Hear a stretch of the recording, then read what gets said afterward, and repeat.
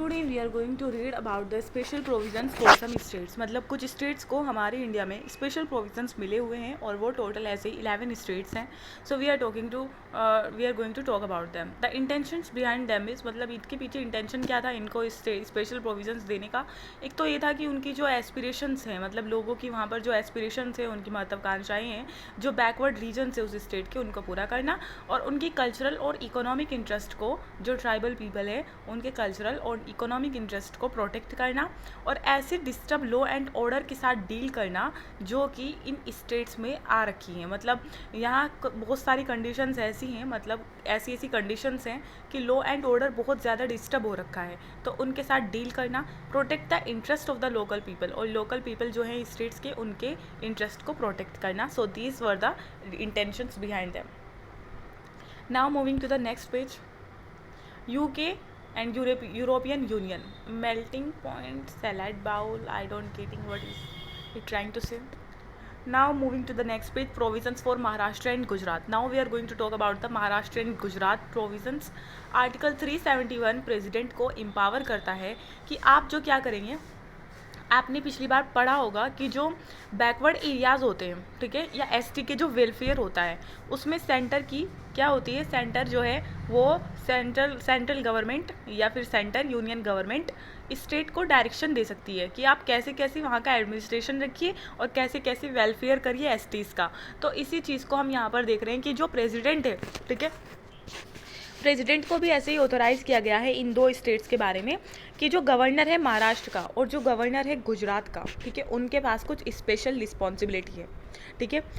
ये president ensure करते हैं, प्रेसिडेंट ऑथराइज है ये बताने के लिए, प्रोवाइड कराने के लिए कि गवर्नर जो है महाराष्ट्र के और जो गवर्नर है गुजरात के, उनकी कुछ स्पेशल रिस्पॉन्सिबिलिटीज़ हैं इन दोनों स्टेट्स के लिए। और वो क्या है, एक तो वहाँ पर डेवलपमेंट बोर्ड्स इस्टेब्लिश करना, ठीक है। डेवलपमेंट बोर्ड्स कैसे, जैसे मराठावाड़ और विदर्भ, ये दो जगह है मतलब महाराष्ट्र में, ठीक है, ये दो रीजन है महाराष्ट्र में, एक विदर्भ और एक मराठावाड़। तो इन दोनों के लिए स्पेशल इस्टेब्लिशमेंट करना बोर्ड्स की, ठीक है, डेवलपमेंट बोर्ड्स की, ताकि वो ध्यान रखे वहाँ के डेवलपमेंट का। और गुजरात में सौराष्ट्र और कच्छ वाले इलाके में वहाँ पर डेवलपमेंट बोर्ड्स को इस्टेब्लिश करना ये गवर्नर की जिम्मेदारी है, जो कि प्रेसिडेंट जो है इसको एम्पावर करते हैं या फिर इसको प्रोवाइड कराते हैं, ठीक है। सेकेंड ये है कि making a provision that a report on the working of this boards would be place every year before the state legislative assembly.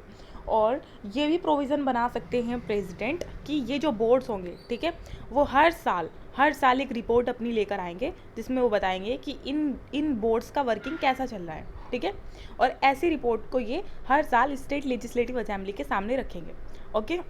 और थर्ड ये है कि गवर्नर की ये भी सॉरी प्रेसिडेंट नहीं करेंगे, गवर्नर करेंगे, ठीक है। गवर्नर ये प्रोविज़न बनाएंगे कि एक जो है रिपोर्ट बनानी चाहिए इन बोर्ड की वर्किंग के ऊपर, और फिर वो स्टेट लेजिस्लेटिव असेंबली के आगे क्या होगी, प्रोवाइड कराई जाएगी before the state legislative assembly. और एक इक्विटेबल एलोकेशन होना चाहिए फंड्स का, ठीक है। मतलब ये जो डेवलपमेंटल एक्सपेंडिचर चल रहे हैं, ठीक है, इन एरियाज़ में डेवलपमेंट से रिलेटेड जितना भी खर्चा होता है उसका इक्विटेबल एलोकेशन होना चाहिए फंड्स का, मतलब सरकार उसकी हेल्प करेगी और ये गवर्नर इंश्योर करेंगे, ठीक है। और एक इक्विटेबल अरेंजमेंट होना चाहिए providing adequate facilities for technical education. In regions में बहुत ज़्यादा प्रोविज़न है, ये है कि आपको एक इक्विटेबल समान अरेंजमेंट करना है ताकि इन रीजन्स में फैसिलिटीज़ प्रोवाइड करा सके, किस चीज़ की, जैसे टेक्निकल एजुकेशन दिलाने की, वोकेशनल ट्रेनिंग दिलाने की, और एडिक्वेट एम्प्लॉयमेंट अपॉर्चुनिटीज़ क्रिएट की जा सके इन स्टेट सर्विसेज में, ओके। एंड नाउ अब हम बात करने वाले हैं प्रोविजंस फॉर नागालैंड। हमने अभी यहाँ पर गुजरात के बारे में और महाराष्ट्र के बारे में तीन चीज़ों को देखा, ठीक है, कि प्रेसिडेंट ऑथोराइज करेंगे governor of Maharashtra and Gujarat के कि वहाँ पर एक तो इस्टेब्लिश करें डेवलपमेंट बोर्ड्स, विदर्भ मराठावाड़ महाराष्ट्र में और सौराष्ट्र कच्छ वाले इलाके में गुजरात के, ठीक है।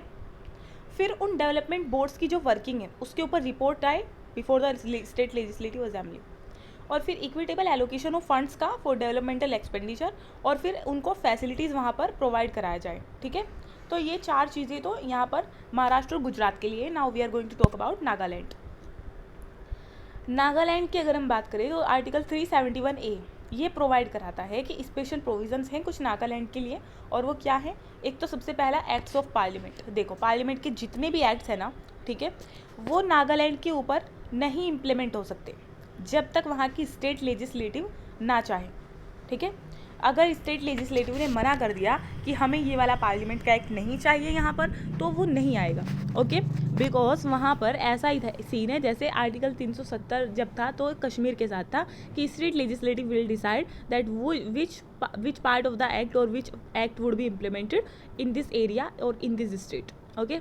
और इसके साथ साथ the acts of parliament relating to the matters, मतलब ये वाले जो मैटर्स हैं, ठीक है, ये एक्ट्स ऑफ पार्लियामेंट, देखो जो एक्ट ऑफ पार्लियामेंट आएगा, ठीक है, अगर वो इन मैटर से रिलेटेड हुआ, ये जो 4 मैटर नीचे लिखे हुए हैं, अगर वो एक्ट इन 4 मैटर से रिलेटेड हुआ तो वो स्टेट लेजिस्लेटिव वहाँ की डिसाइड करेगी कि ये आएगा यहाँ पर या नहीं आएगा, ठीक है। अब इसके लिए आप देख सकते हैं कि वो 4 मैटर कौन कौन से हैं, ठीक है। ऐसा नहीं कि सारे ही एक्ट जो है पार्लियामेंट के वो यहाँ पर निलंबित किए जाएंगे, जो सिर्फ 4 हैं। अब हम वो 4 देखने वाले हैं, ठीक है। द फर्स्ट इज रिलीजियस और social practices of the Nagas. अगर एक्ट लाया जाता है पार्लियामेंट में कोई धार्मिक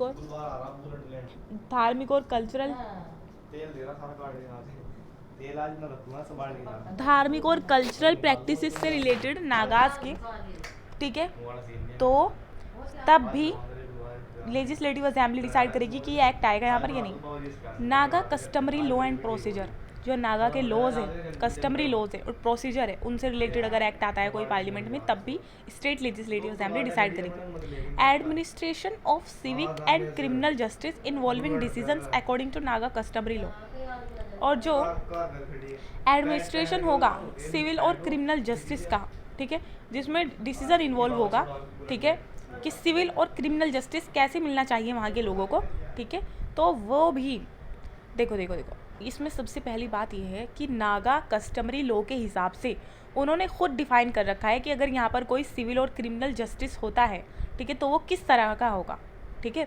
अब अगर वहाँ पर सरकार खुद का कोई लॉ लेकर आती है तो उसको स्टेट लेजिस्लेटिव असेंबली से अप्रूवल मिलना चाहिए, ठीक है, क्योंकि वहाँ का सिविल और क्रिमिनल जस्टिस किसके हिसाब से चलता है, नागा कस्टमरी लॉ के हिसाब से, ठीक है। Ownership and transfer of land and it's resources, अगर लैंड का कोई मसला है कि लैंड जो है उसको किसी और को देना है या फिर उसको जो है मतलब रिसोर्सेज जो है या ट्रांसफ़र करना है किसी लैंड को, तो भैया वो सारे लॉज भी यहाँ पर स्टेट लेजिस्लेटिव असेंबली रेक्टिफाई करेगी। Then after that it would be implemented, okay. Why switch off है क्या उनका फ़ोन?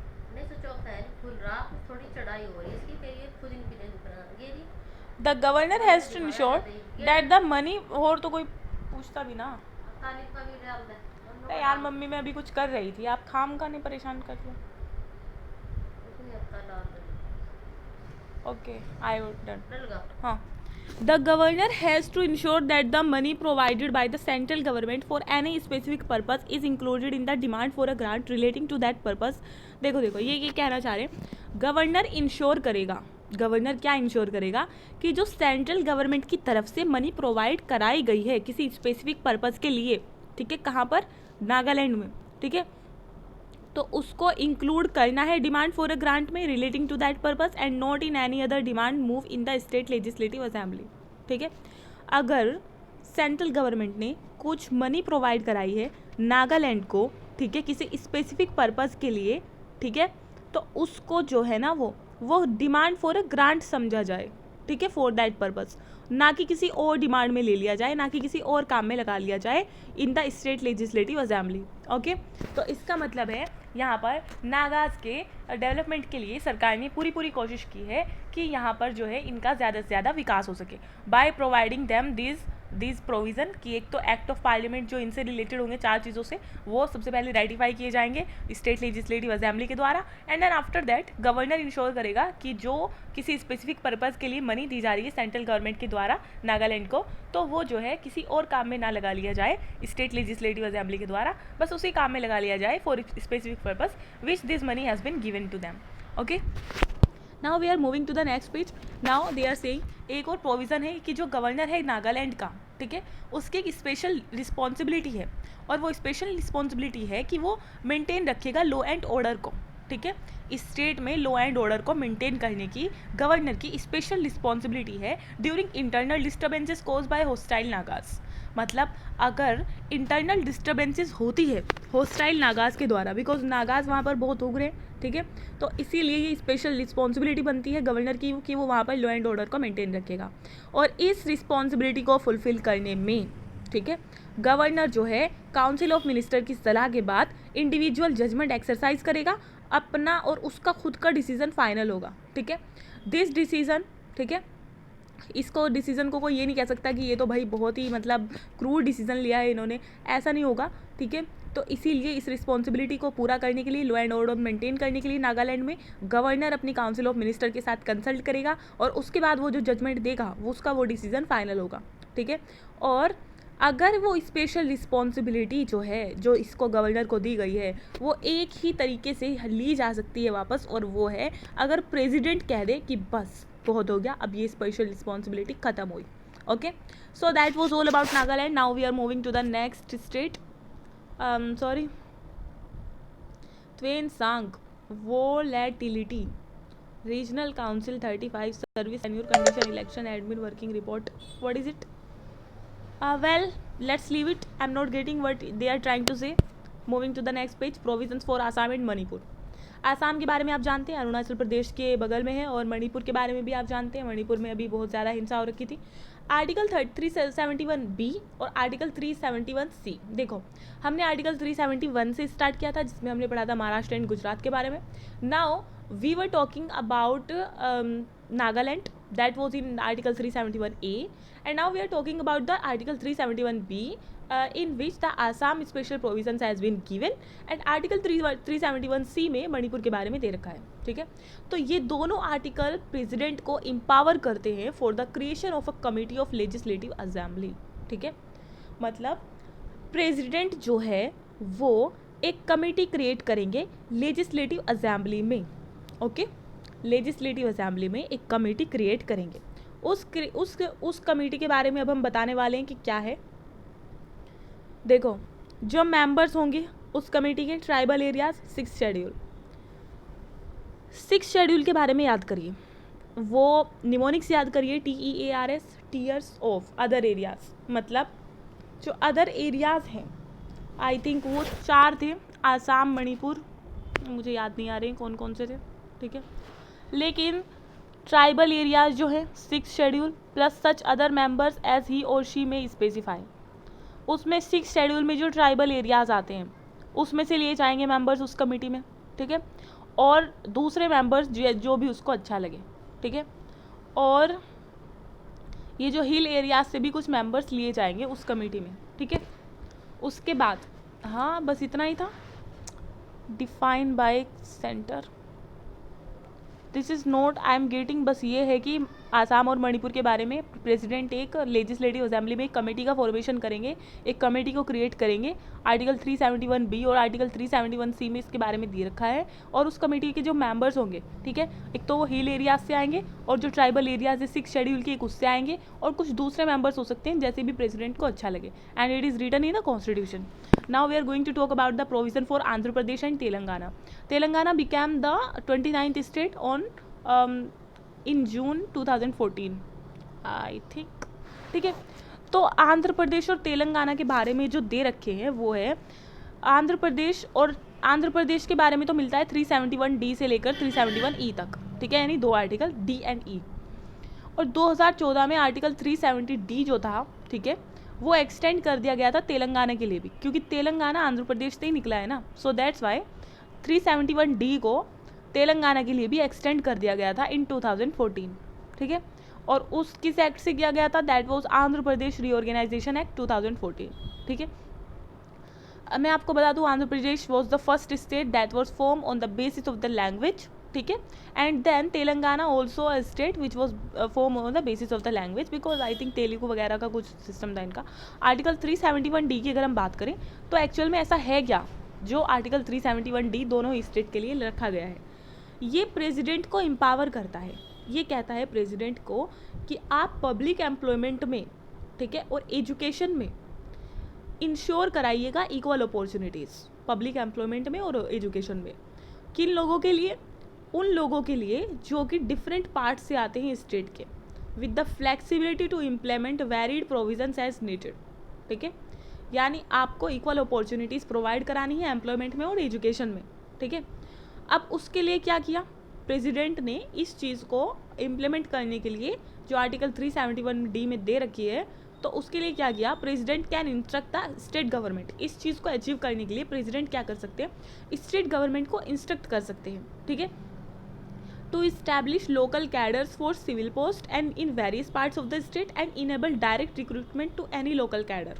ठीक है, तो स्टेट गवर्नमेंट को प्रेसिडेंट इंस्ट्रक्ट कर सकते हैं कि आप कोई भी लोकल कैडर को इस्टेब्लिश कर सकते हो सिविल पोस्ट के लिए। ठीक है, सिविल पोस्ट के लिए आप किसी भी लोकल कैडर को इस्टेब्लिश कर सकते हो और उसमें डायरेक्ट रिक्रूटमेंट कर सकते हो लोकल कैडर में। ठीक है, तो ये बात ये है कि मतलब जहाँ के वो लोग हैं उनको वहाँ पर जॉब मिल सकती है on the basis of domicile. President जो है वो एक एडमिनिस्ट्रेटिव ट्राइब्यूनल बना सकते हैं, इस्टेब्लिश कर सकते हैं इस administrative tribunal. Mummy you can go please. President क्या कर सकते हैं? एक एडमिनिस्ट्रेटिव ट्राइब्यूनल जो है स्टेट में इस्टेब्लिश कर सकते हैं to handle disputes regarding appointment, allotment और प्रमोशन टू सिविल पोस्ट। ठीक है, मतलब प्रेसिडेंट क्या कर सकते हैं? एक एडमिनिस्ट्रेटिव ट्राइब्यूनल बना सकते हैं। देखो भैया, अभी हमने क्या किया? प्रेसिडेंट जो है स्टेट गवर्नमेंट को ऑथराइज कर सकते हैं कि आप सिविल पोस्ट के लिए यहाँ पर लोकल कैडर इस्टेब्लिश कर सकते हो और उसमें डायरेक्ट रिक्रूटमेंट कर सकते हो लोकल पीपल की। That's all. अब अगर उस चीज़ से रिलेटेड कोई डिस्प्यूट आता है, कोई ग्रीवांसेस आता है, तो उसको कौन हैंडल करेगा? The people would not go to the supreme Court और High Court, there would be administrative tribunals that would be establish by the president. ठीक है, प्रेसिडेंट जो है उस ट्राइब्यूनल को इस्टेब्लिश करेंगे in that state, okay, Andhra Pradesh and Telangana. और वो एडमिनिस्ट्रेटिव ट्राइब्यूनल क्या सुनेगा? जो डिस्प्यूट्स है ना रिगार्डिंग अपॉइंटमेंट, अलॉटमेंट और प्रमोशन टू सिविल पोस्ट, वो सब कुछ ग्रीवांसेस वो एडमिनिस्ट्रेटिव ट्राइब्यूनल सुनेगा। ठीक है, और ये जो ट्राइब्यूनल है इसके बारे में एक खास बात ये है कि ये administrative tribunal state high court के अंडर में काम नहीं करेगा। This would be operated independently of the state high court. ठीक है, ये स्टेट हाई कोर्ट के अंडर में काम नहीं करेगा, ये इंडिपेंडेंटली काम करेगा। And no court except the supreme court has jurisdiction over matters within its purview. इस ट्राइब्यूनल के पास जितने भी मैटर्स हैं उसके ऊपर किसी कोर्ट का हक नहीं है, किसी कोर्ट को उसके पास ज्यूरिसडिक्शन नहीं है उसका उन मैटर्स का, सिवाय सुप्रीम कोर्ट के। Not even with high court. ठीक है, हाई कोर्ट के पास भी नहीं है, ओनली सुप्रीम कोर्ट। ठीक है, अब दूसरा प्रोविज़न ये है कि जो प्रेसिडेंट है वो किसी भी टाइम इस ट्राइब्यूनल को एबोलिश भी कर सकते हैं। ठीक है, जब पता लग जाए कि भैया अब इस ट्राइब्यूनल की ज़रूरत नहीं है, ठीक है, तो प्रेसिडेंट क्या कर सकते हैं? उस ट्राइब्यूनल को निरस्त कर सकते हैं, उसको हटा सकते हैं। ठीक है, आर्टिकल 371E क्या करता है? वो पार्लियामेंट को ग्रांट करता है the authority to establish a central university in Andhra Pradesh. Okay, देखो मेरी बात सुनो, यहाँ पर हमने आर्टिकल 371D के बारे में सुना, उसमें लिखा हुआ है कि लोकल कैडर इस्टेब्लिश कर सकती है स्टेट गवर्नमेंट, प्रेसिडेंट ऑथोराइज करेंगे of course. And then after that we also read कि ये जो लोकल कैडर में सिविल पोस्ट में जो मतलब प्रोवाइड कराई गई हैं पोस्ट, उसको सुनने के लिए, उसमें डिस्प्यूट जो आ रहे हैं उसको सुनने के लिए प्रेसिडेंट क्या करेंगे? एक एडमिनिस्ट्रेटिव ट्राइब्यूनल को लगाएंगे और वो एडमिनिस्ट्रेटिव ट्राइब्यूनल किसी हाई कोर्ट के अंडर में काम नहीं करेगी, that would be independent of the high court. और उसका ज्यूरिसडिक्शन जो उसके पास मैटर्स है उनका ज्यूरिसडिक्शन से सुप्रीम कोर्ट के पास होगा, not even with high court. Okay, that's clear. Now we are going to move on the second. ये था कि मतलब एडमिनिस्ट्रेटिव ट्राइब्यूनल्स है उनको एबोलिश भी कर सकते हैं प्रेसिडेंट किसी भी टाइम, जब भी उनको लगे कि अब इसकी ज़रूरत खत्म हो गई है। ठीक है, अब हमने आर्टिकल 371D पूरा देख लिया। Now we are going to talk about article 371E। And what is it about? ये है कि अथॉरिटी जो है सेंट्रल यूनिवर्सिटी इस्टेब्लिश करने की, वो प्रेसिडेंट पार्लियामेंट के पास है, sorry not with president, I was wrong, ये बात ध्यान रखनी है। यहाँ पर हर चीज़ में प्रेसिडेंट आ रहा है, तो इसका मतलब ये नहीं कि हर काम प्रेसिडेंट करेंगे। पार्लियामेंट, ठीक है, इन दोनों स्टेट में पार्लियामेंट एक सेंट्रल यूनिवर्सिटी का इस्टेब्लिशमेंट कर सकती है, ठीक है। तो ये कौन कहता है, 371E कहता है, ठीक है। अब हम बात करने वाले हैं प्रोविजंस फॉर सिक्किम, ठीक है। हम सिक्किम के बारे में क्या बात कर सकते हैं, जो 36 कॉन्स्टिट्यूशनल अमेंडमेंट एक्ट था 1975 का, ओके, उसने स्टेटहुड दिया था सिक्किम को with in the Indian union. तो आपको थोड़ी हिस्ट्री याद आ रही होगी, 35th कॉन्स्टिट्यूशनल अमेंडमेंट के एक्ट के बारे में आपने पढ़ा होगा सिक्किम में, ठीक है। जब वो क्या एसोसिएटेड स्टेट, आई थिंक उसको रखा गया था, है ना, जिसमें सेंटर के पास जो हमारी इंडियन गवर्नमेंट थी उसका हक था फॉरेन अफेयर्स और करेंसी वगैरह पर, उसकी, है ना, कम्युनिकेशन पर। लेकिन फिर उसको 35th कॉन्स्टिट्यूशनल अमेंडमेंट एक्ट से एसोसिएटेड स्टेट का दर्जा देने पर वहाँ के लोगों की एस्पिरेशन पूरी नहीं, उन्होंने कहा कि नहीं हमें तो फुल फ्लेज स्टेट बनना है इंडिया के साथ, है ना। तो उसके बाद आर्टिकल 35th को अमेंडमेंट जो हुआ था 35th अमेंडमेंट को हटाने के लिए 36th कॉन्स्टिट्यूशनल अमेंडमेंट एक्ट लाया गया, और इस वाले अमेंडमेंट ने पूरा स्टेटहुड का दर्जा दे दिया सिक्किम को, फुल स्टेटहुड दे दी सिक्किम को with in the Indian union, ठीक है। और ये 1975 में आया था अमेंडमेंट ये वाला, ठीक है। तो इतना तो आपको सिक्किम का बैकग्राउंड पता है। अब सिक्किम को कुछ और भी चीज़ें प्रोवाइड कराई गई थी आर्टिकल 371F। हमने ई तक पढ़ लिया था, हम फिर से रिवाइज करते हैं। देखो, आर्टिकल 371 में हमने पढ़ा था about Maharashtra and Gujarat. Article 371A में हमने पढ़ा था अबाउट नागालैंड। आर्टिकल 371B और C में हमने पढ़ा था Assam and Manipur. Article 371D में हमने पढ़ा था आंध्र प्रदेश और तेलंगाना में जो जॉब्स रिक्वायरमेंट जॉब वगैरह का है उसके बारे में। और आर्टिकल 371E, यहाँ पर एक बात नोटिस करने की, आगे आर्टिकल 371 में पार्लियामेंट जो है central university only Andhra Pradesh में लगा सकती है, नॉट इन तेलंगाना। अगर यहाँ पर लिखा हुआ आता है ना क्वेश्चन में कि आर्टिकल 371E ये कहता है कि जो मतलब सेंट्रल यूनिवर्सिटी है वो गवर्नमेंट जो है, वो जो पार्लियामेंट है वो कहाँ लगा सकती है, आंध्र प्रदेश और तेलंगाना दोनों में। No that's not right, because जो 2014 का रीऑर्गेनाइजेशन एक्ट था उसने सिर्फ आर्टिकल 371D को एक्सटेंड किया था for Telangana, not article 371E, okay. So this should be kept in mind कि 371E जो है वो इम्प्लीमेंट नहीं होता तेलंगाना के ऊपर। Now we are going to talk about article 371F, ठीक है। ई के बाद एफ आता है ऑफ कोर्स। तो 371F में जो है ना सिक्किम के बारे में लिखा हुआ है, ठीक है। और अब तक हम कितने स्टेट्स के बारे में स्पेशल प्रोविजन पढ़ चुके हैं, लेट्स काउंट। महाराष्ट्र, गुजरात, नागालैंड, मणिपुर, आसाम, तेलंगाना, आंध्रा, अब तक 7 हो गए हैं, ठीक है। Now we are going to talk about the 8th one, और 8th वन है सिक्किम। सिक्किम के बारे में मैंने आपको बैकग्राउंड बता दिया है, 35th constitutional amendment act, associated state but it could not fulfil the aspirations of the people, so we did 36th constitutional amendment act in 1975 and this amendment gave the statehood to the Sikkim, ठीक है। तो अब 371F के बारे में हम पढ़ने वाले हैं, जो कि इंट्रोड्यूस करता है स्पेशल प्रोविजंस फॉर सिक्किम। और वो स्पेशल प्रोविजंस कौन कौन से? एक तो ये है कि भैया देखो, सिक्किम में वैसे ही लोग कम हैं, ठीक है। तो सिक्किम की जो लेजिस्लेटिव असेंबली है वो 30 मेंबर्स की हो सकती है मिनिमम, 30 से नीचे नहीं हो सकते। भले ही आप कितने भी छोटे लोग, मतलब जितने भी कम लोग हैं, लेकिन आप 30 से नीचे नहीं जाओगे, 30 बिल्कुल मिनिमम है, ठीक है। वैसे तो 60 आई थिंक रखी गई है ना, लेकिन वहाँ के लिए 30 है, ठीक है। सबसे पहली बात, 1 seat in the Lok Sabha designated for Sikkim, ठीक है। लोकसभा में 1 सीट जो है वो सिक्किम के लिए दी गई है, ठीक है। पार्लियामेंट अथॉरिटी है to determine seats in the Sikkim legislative assembly for specific sections of the population.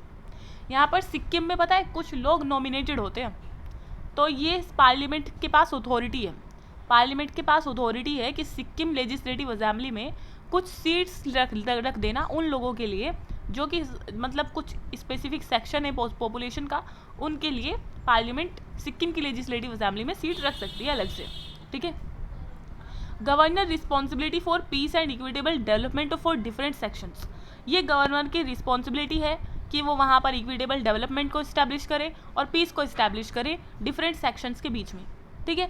North east में बहुत ज़्यादा ट्राइबल पॉपुलेशन है, लोग जो है वो छोटी छोटी ट्राइबल ग्रुप्स में बटे हुए हैं, तो इसलिए वहाँ पर अनरेस्ट और पीस बहुत ज़्यादा, मतलब रेस्ट और पीस ज़्यादा देखने को नहीं मिलती है। तो इसीलिए गवर्नर की रिस्पॉन्सिबिलिटी है सिक्किम में कि डिफरेंट सेक्शंस के बीच में पीस को इस्टेब्लिश करें, acting at discretion subject to the president direction, ठीक है। और इस पीस को इस्टेब्लिश करने के लिए गवर्नर जो है वो अपने डिस्क्रेशन पर वर्क कर सकता है, अपने डिस्क्रेशन पर काम कर सकता है, लेकिन उसका ये डिस्क्रेशन जो है वो प्रेसिडेंट के डायरेक्शन के अधीन है। अगर प्रेसिडेंट कहते हैं कि भैया आपका डिस्क्रेशन कुछ ज़्यादा ही बढ़ रहा है, तो फिर उनको लिमिट करना पड़ेगा, ठीक है। तो governor can act on the discretion subject to the president direction, that's all. Now this is last point कि जो प्रेसिडेंशियल पावर है टू एक्सटेंड विद रेस्ट्रिक्शंस और modifications any law in force in a state of the union, Indian union to Sikkim. Presidential power जो है extend करने की, ठीक है, विद रेस्ट्रिक्शंस और मॉडिफिकेशन।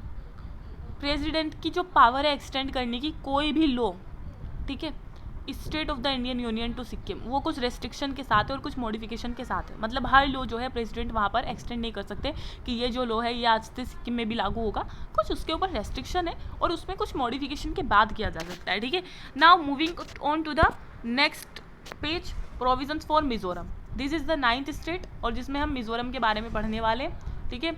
तो आर्टिकल 371G जो है वो बात करता है, वैसे आर्टिकल 371F के बाद जी थोड़ा ही ना आता है, ठीक है, लेकिन फिर भी कोई बात नहीं। आर्टिकल 371G जो है वो मिजोरम के बारे में बात करता है, ठीक है। मिजोरम को स्पेशल प्रोविजंस जो दिए गए हैं। सबसे पहली बात, यहाँ आपको कुछ कुछ दिखाई दे रहा होगा ना, acts of parliament relating to the matters, ठीक है, वही बिल्कुल सेम बात है जो नागालैंड के साथ थी, जो हमने आर्टिकल 371A में पढ़ी थी कि भैया भैया भैया अगर इन 4 मैटर से रिलेटेड, ठीक है, कोई बात हुई जिसके ऊपर एक्ट ऑफ पार्लियामेंट आया है, तो वो एक्ट ऑफ पार्लियामेंट जब तक यहाँ पर लागू नहीं होगा मिजोरम में, जब तक उसे स्टेट लेजिस्लेटिव असेंबली की, यानी मिजोरम स्टेट लेजिस्लेटिव असेंबली की, मतलब ये वो ना मिल जाए, अप्रूवल ना मिल जाए, ठीक है। तो वो कौन कौन से 4 मैटर है, सेम मैटर है। रिलीजियस और सोशल प्रैक्टिस जो है मिजोज की, एक तो उनके ऊपर, एक मिजो के जो कस्टमरी लॉ है एंड प्रोसीजर है उनके ऊपर। देखो ऐसा 2 स्टेट को मिला हुआ है सिर्फ, एक मिजोरम को और एक नागालैंड को। और जो सिविल एंड क्रिमिनल जस्टिस है, इन सब टर्म्स को मैं पहले से ही बहुत ज़्यादा मतलब एक्सप्लेन कर चुकी हूँ नागालैंड वाले केस में। एक तो रिलीजियस सोशल प्रैक्टिस जो है मिजो की, उनके ऊपर कोई एक्ट आ रहा है तो वो भी इस पे पहले स्टेट लेजिस्लेटिव असेंबली में रेटिफाई होगा। मिजो कस्टमरी लॉ है, प्रोसीजर है, उनसे उनको अफेक्ट कर रहा है कोई लॉ तो वो भी होगा। Civil and criminal justice provide करा रहे हैं, ठीक है, और उसमें मिजो कस्टमरी लॉ को कुछ कहा जा रहा है तो वो भी। और ownership and transfer of land, of course that's so important. तो मिजोरम लेजिस्लेटिव असेंबली जो है उसमें 40 से कम मेंबर नहीं होने चाहिए, ठीक है। जैसे सिक्किम जो है छोटा स्टेट है तो उसको 30 कहा गया है, बहुत ही कम लोग हैं वहाँ पर, तो इसलिए मिजोरम को 40 कहा गया है। आई थिंक मिजोरम की पॉपुलेशन थोड़ी होगी ज़्यादा सिक्किम से, सो दैट्स वाई उनके नंबर थोड़ा 10 ज़्यादा हैं, ठीक है। 40 से कम नहीं होने चाहिए आपके यहाँ स्टेट लेजिस्लेटिव असेंबली में मेंबर। बताओ, एक यूपी है, वहाँ पर इतने ज़्यादा हैं कि वहाँ पर लोग लड़ते रहते हैं और इनके पास कम हो रहे हैं बेचारों के। Provisions for Arunachal Pradesh and Goa, ठीक है, अरुणाचल प्रदेश और गोवा के लिए भी कुछ प्रोविजंस दे रखे हैं, ठीक है। और वो कौन कौन से हैं? 371H जो है वो अरुणाचल प्रदेश को प्रोवाइड कराता है, ठीक है। और आर्टिकल 371 फर्स्ट आई, ठीक है, 371I वो गोवा लेजिस्लेटिव असेंबली के लिए कुछ प्रोवाइड कराता है, ठीक है। सबसे पहले हम अरुणाचल प्रदेश वाला पढ़ेंगे 371H। उसमें ये कहा गया है कि जो गवर्नर है after consulting the council of minister has a special responsibility for state law and order with final decision making authority. Governor जो है सबसे पहले काउंसिल ऑफ मिनिस्टर्स को कंसल्ट करेंगे, ठीक है, और गवर्नर के पास एक स्पेशल रिस्पॉन्सिबिलिटी है कि वो स्टेट में लॉ एंड ऑर्डर को बनाए रखेंगे। कहाँ पर? अरुणाचल प्रदेश में। लॉ एंड ऑर्डर की बात हमेशा नॉर्थ ईस्ट वाले लोगों के लिए की जाती है, बिकॉज ट्राइबल ग्रुप से बहुत सारे तो इंसर्जेंसी होती रहती है वहाँ पर, ठीक है। तो इसलिए लॉ एंड ऑर्डर वहाँ पर मेंटेन रखेंगे governor after consulting the council of minister, ठीक है। और ऐसा काम करने के लिए, लॉ एंड ऑर्डर मेंटेन करने के लिए वो जो भी डिसीजन लेके after consulting the council of minister, that decision would be final, ठीक है, that decision would be final.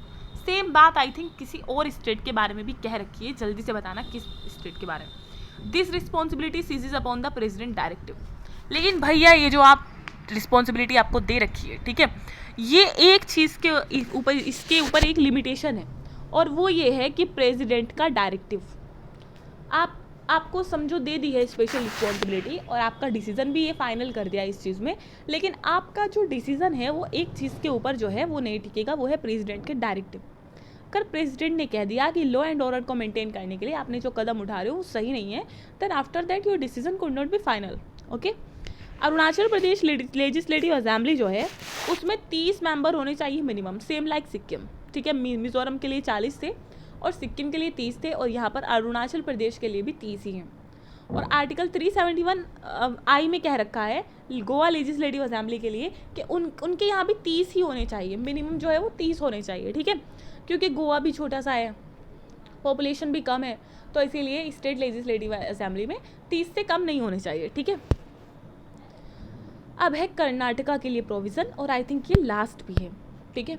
Provisions for Karnataka में लिखा हुआ है कि एक तो गवर्नर की, जो गवर्नर है कर्नाटका की, वो स्पेशल रिस्पॉन्सिबिलिटी है, प्रेसिडेंट ऑथोराइज करते हैं, प्रेसिडेंट एम्पावर करते हैं गवर्नर को कि आपकी स्पेशल रिस्पॉन्सिबिलिटी है किस किस चीज़ को लेकर, सेम लाइक जो कि उसके बारे में थी, क्या कहते हैं उसके महाराष्ट्र और गुजरात के बारे में थी ना, कि एक तो आपको डेवलपमेंट बोर्ड इस्टेब्लिश करना है, ठीक है। हैदराबाद के 6 बैकवर्ड डिस्ट्रिक्ट के लिए, हैदराबाद और कर्नाटका रीजन में जो 6 बैकवर्ड डिस्ट्रिक्ट है उनके लिए आपको स्पेशल डेवलपमेंट बोर्ड इस्टेब्लिश करना है, ठीक है, और उस बोर्ड का जो फंड है उसको एलोकेट करना है इक्वली, ठीक है। हर एक डेवलपमेंट बोर्ड को इक्विटेबल एलोकेशन करना है फंड का, ठीक है।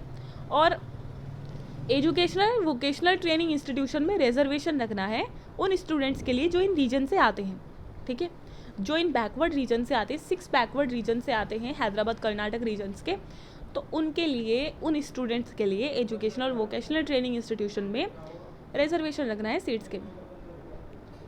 Reservation in state government post in the region for persons who belong to the region, ठीक है। स्टेट गवर्नमेंट पोस्ट में भी इन रीजन्स के लिए, इन रीजन में जो लोग रहते हैं उनके लिए रिजर्वेशन होना चाहिए, ठीक है।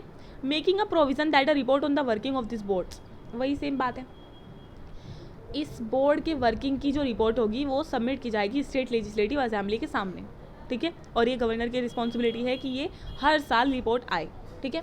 आर्टिकल 371J जो है ये प्रोवाइड कराता है, ये एक्चुअल में आर्टिकल 371J जो है ये एक्चुअल में पता है क्या है, इसको इंसर्ट किया गया था, ठीक है, हैदराबाद कर्नाटक रीजन के लिए कॉन्स्टिट्यूशन में, और वो कब इंसर्ट किया गया था, 98 constitutional amendment act through 98 constitutional amendment act 2012 में, ठीक है, 2012 में इसको इंसर्ट किया गया था आर्टिकल 371J को, ठीक है। अब आगे बढ़ते हैं। This is I am not getting, that's also, well that was all, I hope you like it.